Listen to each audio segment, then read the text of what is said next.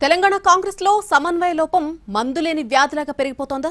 Incharge Meenakshi Natarajan best treatment ఇస్తారని ఆశించినా రాను రాను ఆమె అసలు సమస్యగా మారిపోతున్నారా?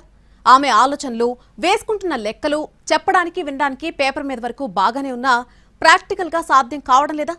పార్టీ నేతల్లో అసహనం పెరిగిపోవడానికి ఒక రకంగా ఆమె కారణమవుతున్నారా? రాష్ట్ర పార్టీలో అసలేం జరుగుతోంది?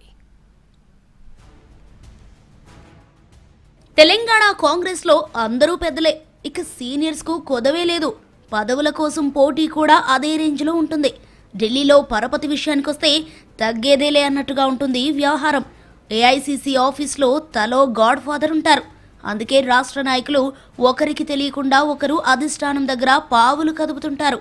ఆ క్రమంలో ఒక్కోసారి ఒక్కొక్కరిది పై చేయవడం, వెనకబడ్డ వాళ్ళు అలగడం, తర్వాత సర్దుకోవడం. అబ్బో, పార్టీలో అదో పెద్ద ప్రక్రియ. కాస్త గడుసుగా మాట్లాడే పార్టీ లీడర్స్ అయితే అసలు అది మా కల్చర్, అంతర్గత ప్రజాస్వామ్యం ఎక్కువ కాబట్టి అలా ఉంటుందంటూ కవరింగ్ ఇచ్చుకుంటూ ఉంటారు. అయితే అలాంటివన్నీ ముదిరి పార్టీని ఇరకాటంలోకి నెట్టకుండా అందరితో సమన్వయం చేసుకుంటూ తన ఆలోచనల్ని అప్లై చేస్తూ ముందుకు వెళ్లాల్సిన బాధ్యత రాష్ట్ర వ్యవహారాల ఇన్ఛార్జ్ మీద ఉంటుంది. కానీ ఇప్పుడు ఆ పరిస్థితి కనిపించడం లేదని గాంధీ భవన్లోనే గుసగుసలు వినిపిస్తున్నాయి. ప్రస్తుతం రాష్ట్ర నాయకులు వేస్తున్న తాళం ఒకటైతే ఇన్ఛార్జ్ మీనాక్షి నటరాజన్ పాడుతున్న రాగం మరోలా ఉందట. ఈ విషయంలో ఇన్ఛార్జ్కు రాష్ట్ర నాయకులకు మధ్య సమన్వయ లోపం కొట్టొచ్చినట్టు కనిపిస్తోందని అంటున్నారు. అందరి అభిప్రాయాలను తీసుకొని చర్చించి పార్టీకి ఏది మంచో దాన్ని ఫైనల్ చేయాల్సిన మేడం అసలు ఆ రూట్లో లేరట. తన మాటే నెగ్గాలంటున్నట్టుగా ఆమె వ్యవహార శైలి ఉందని కాంగ్రెస్లో చర్చ జరుగుతోంది. ఆలోచనకు ఆచరణకు మధ్య అంతో ఇంతో తేడా ఉండటం సహజమే, కానీ అసలు పొందనే లేకపోవడమే ఇక్కడ అతిపెద్ద విషాదమని పార్టీ వర్గాలు కాస్త ఘాటుగానే మాట్లాడుకుంటున్నాయి.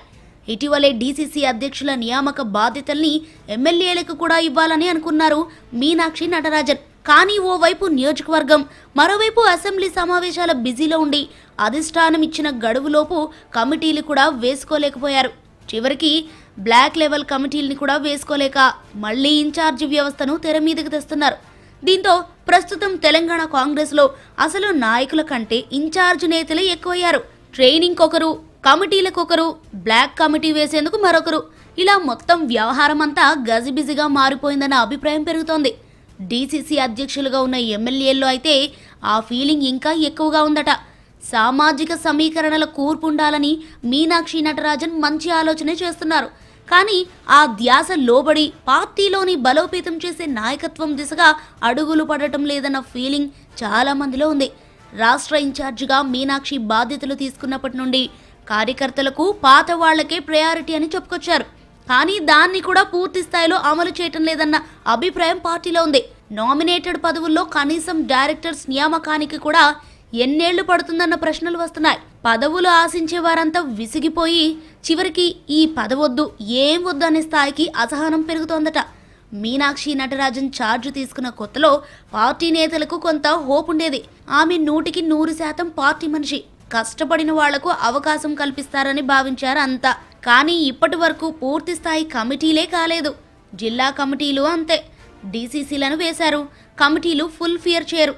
పీసీసీని వేశారు, వర్కింగ్ ప్రెసిడెంట్స్ని వదిలేశారు. అసలు ఆ పదవులు ఉంటాయో ఉండవో కూడా క్లారిటీ లేదు. పార్టీ క్యాడర్ అసంతృప్తిగా ఉన్నారని అందరికీ తెలుసు, కానీ దానికి సొల్యూషన్ మాత్రం కనిపించటం లేదు.